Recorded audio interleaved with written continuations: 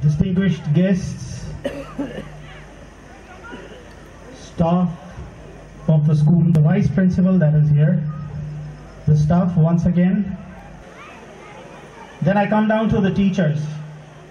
How many teachers here, please raise your hands. Okay, teachers, you have a very, very important role to play in the child's overall development. Take a hypothetical case and let us argue it. Let us discuss it out. In a day there are 24 hours, correct? How many hours does a child sleep at home?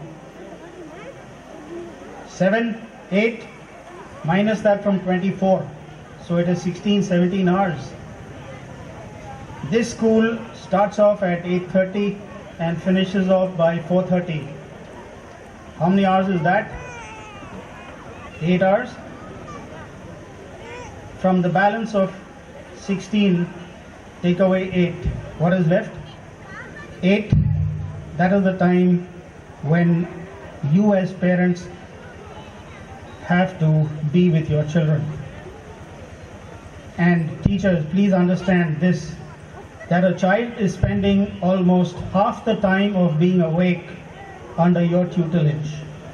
And therefore, it is important that you ensure his character building, his self-esteem, his self-dignity, his self-confidence, and of course, his studies.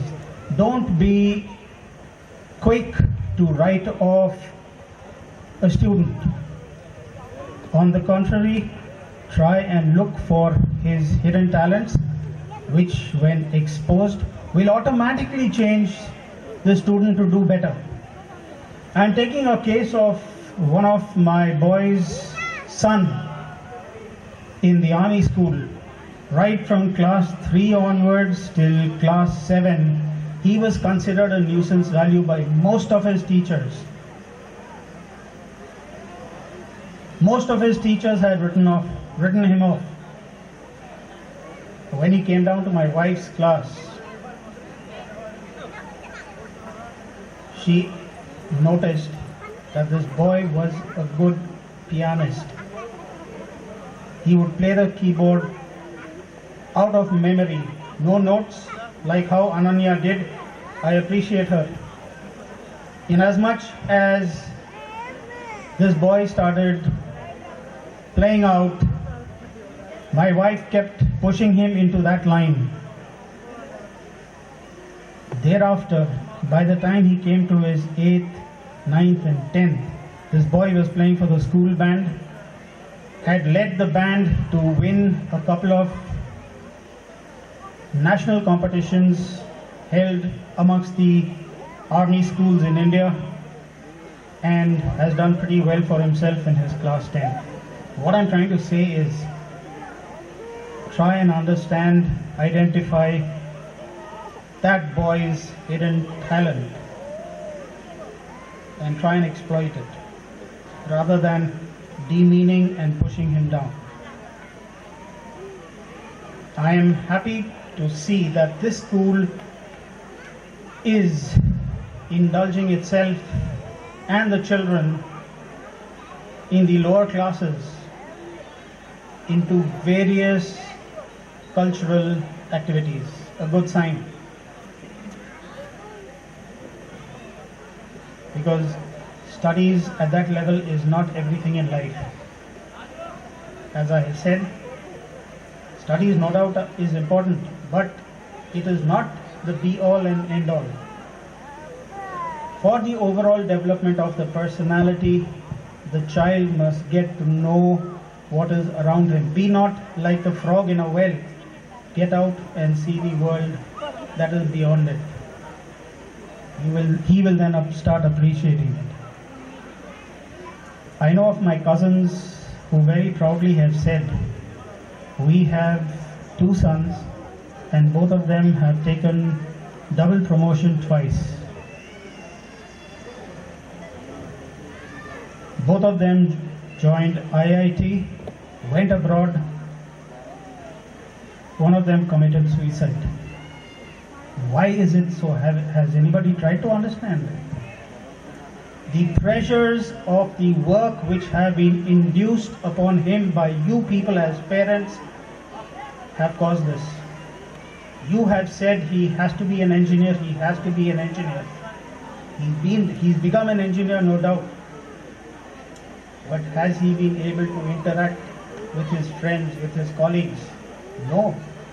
So when he went to IIT Kharagpur and thereafter to America, he could not take the pressures. Be careful. It's not a warning, it's an advice. Take it or leave it. Choice is yours. That's why I say do not press the accelerator on your child. The first 7 classes, let there be an overall development of his personality.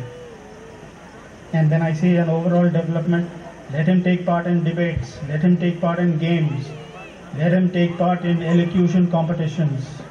Also, let him not do pretty bad in his studies. 60, 50, 60, 70%. Be happy for the first 7 classes. It is only in the 8th class, when he has pared down, when he has cemented his roots, that he will be able to focus, and from that 60, 70 or 80% he jumps up to 95, 98%. So don't feel afraid. Don't feel afraid unnecessarily. Don't try and press the accelerator upon your child.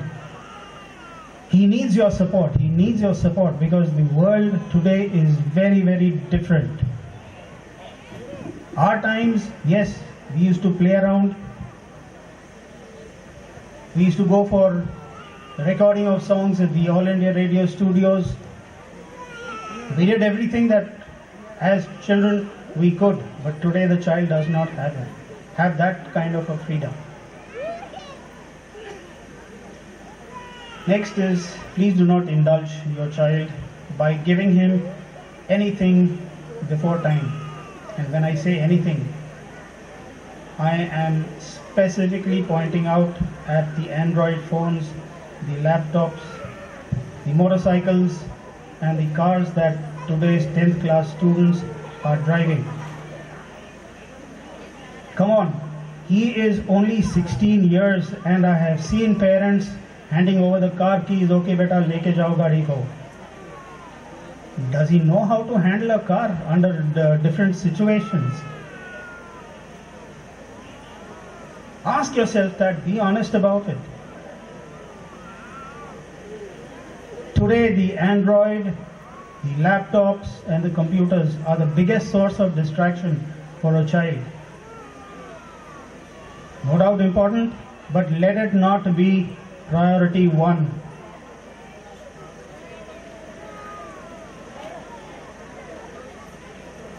My daughter, when she joined CMC Ludhiana for her dental course, in the 2nd year itself, she came up to me and said, "Dad, I need a laptop." I raised my hands and I said, "Sorry, you will get it only when I feel it necessary to give you." And when she went into she put up a long face. 2nd year gone, 3rd year gone, 4th year when she came home for holidays, yes, I gave my son and my daughter a laptop because I felt it was necessary at that point in time to give them this. So please, take my words. I don't know how far they would be of use to you, because I know many parents would like to give a child a laptop, an Android phone, and push him off so that the child doesn't trouble you. But no, you have to spend time with your children. It is imperative, it is important. Speak and talk to your child, and thereafter he grows up. That's all I have this evening to share with you. If there are any questions or doubts or clarifications, please feel free to shoot it at me. Thank you.